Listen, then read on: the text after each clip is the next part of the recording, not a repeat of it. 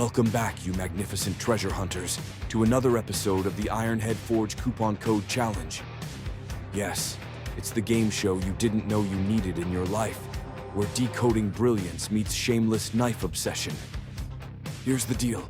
Crack the code hidden in this video, punch it in at checkout, and you, my dear code-cracking savant, can snag this absolutely badass knife for just, wait for it, $1. That's right, one solitary George Washington. Take that, inflation. But wait, before you pack your bags for the nearest post-apocalyptic survival retreat, there's a catch, because of course there is. Thanks to the joys of government regulations, a round of applause for bureaucracy, everyone. I can't ship this masterpiece to certain countries. However, don't cry into your forging apron just yet. If shipping the knife isn't an option, I'll do my best to hook you up with some sweet Ironhead Forge swag instead. Everyone loves swag, right? Oh, and don't forget to channel your inner Sherlock by checking the video description for those oh-so-subtle monthly hints to previous challenges. The codes will be cracked. It's not a matter of if, but by whom. Could it be you? Could it be your overly competitive best friend? There's only one way to find out. Happy hunting, code breakers. All right, let's dive into the juicy details of this particular knife, because you're not just here for coupon codes, you're here for the Knife Nerd Buffet. As you saw at the start of the video, I kicked things off by laying out the grind lines after giving it a good spray of red dicum. You know, because nothing says precision like bright red dye that makes you feel like you're plotting the world's sharpest heist. This was on a blade I had already forged and profiled, because, let's be honest, we're not reinventing the wheel here, and they need to be finished. Then it was time to mount the grinding guard and grind in the tang, ensuring that the guard sits perfectly flush on the shoulders. Trust me, there's nothing quite like that aha moment when everything lines up perfectly. Next, I flip that bad boy over to grind in the bevels, because symmetry isn't just a suggestion, it's the law. My law, anyway. Now you might be thinking, wow, you've got a lot of blades already forged and profiled just hanging out in the background. You'd be right. It's because the forging process is like the dessert of knife making.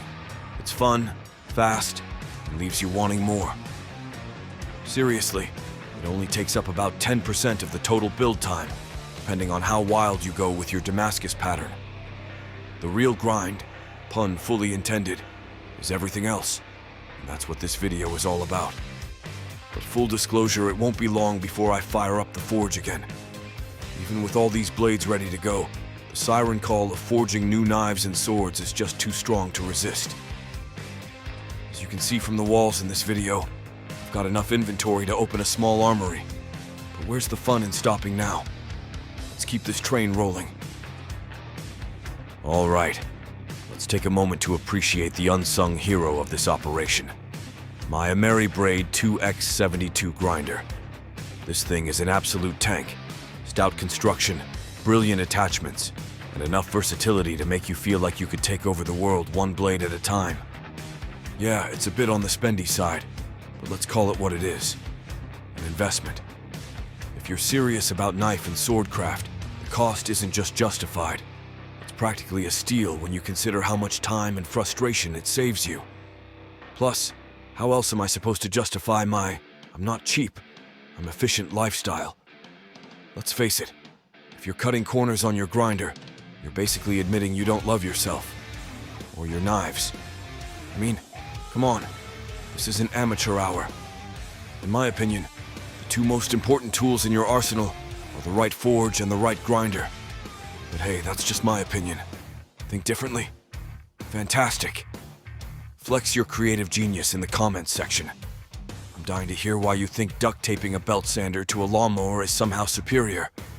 In the meantime, I'll be here, blissfully grinding away on my Ameribraid, living my best knife-making life and enjoying the sweet, sweet sound of efficiency.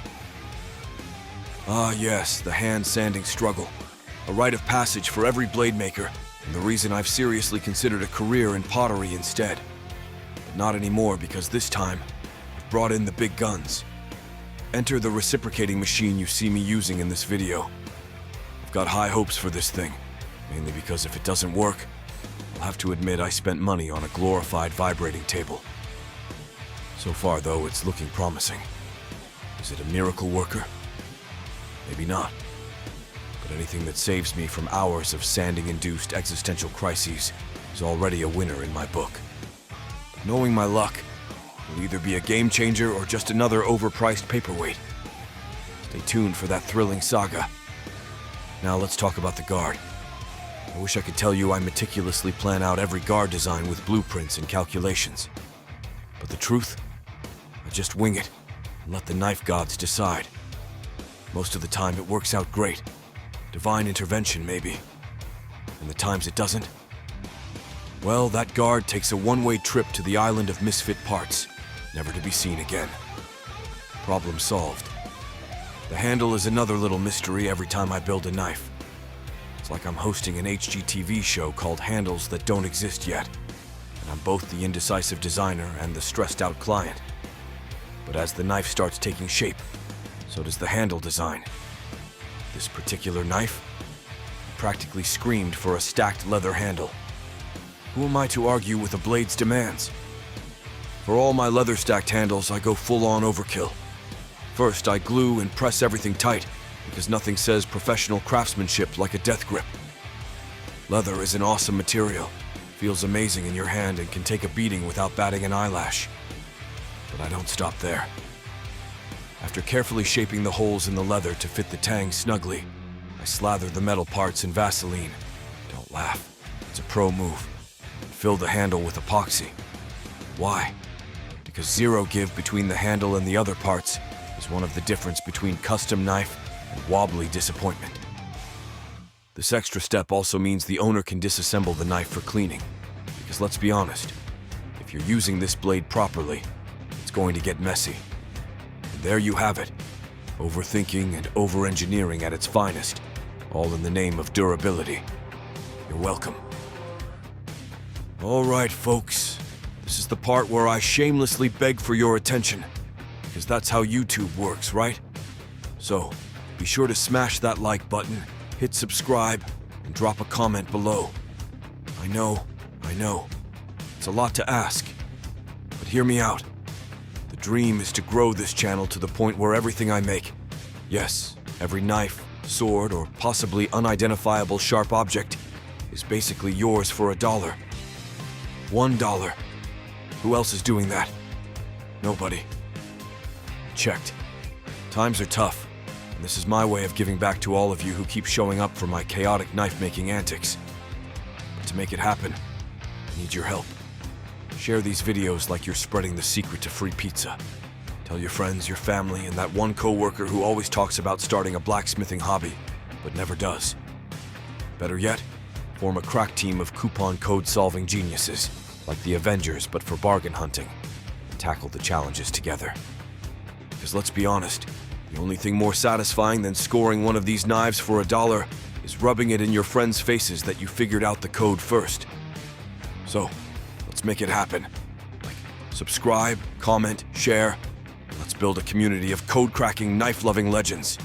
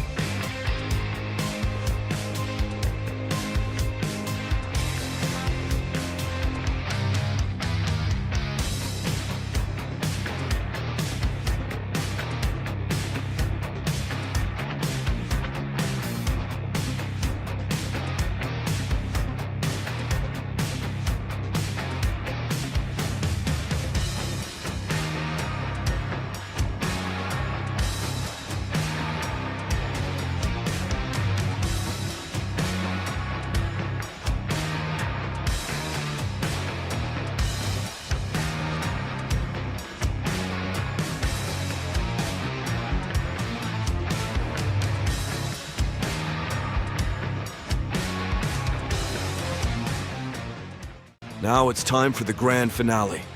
The finished details of my rendition of the classic Arkansas Toothpick. Buckle up, blade nerds, because here come the stats like we're running down a player profile in a fantasy league. The blade length?